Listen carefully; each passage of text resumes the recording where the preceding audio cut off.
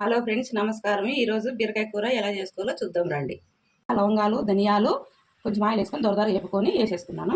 కొత్తిమీర, ఎర్రగడ్డ కొంచెం వేసుకున్నాను. తెల్లవాయలు, కొంచెం అల్లము, కొబ్బరి తురిమి పెట్టుకోండి. ఇవన్నీ వేసిన తర్వాత మిక్సీ పట్టుకున్నాం. పిన్నం పెట్టుకొని 2 స్పూన్లు ఆయిల్ వేసుకున్నాం. నూనె కాగిన తర్వాత ఒక 6 స్పూన్లు ఆవాలు వేసుకున్నాను. వేసుకున్నాం. కరివేపాకు కొంచెం ఎర్రగా మగ్గించుకున్న తర్వాత ఒక టమాటా కట్ చేసి వేసుకున్నాను. అది వేసుకున్నాను.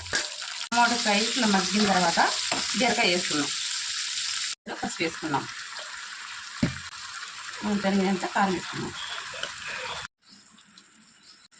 కారము పసుపు వేసుకున్న తర్వాత మసాలా వేసుకున్న తర్వాత కలిపేసుకున్నాం.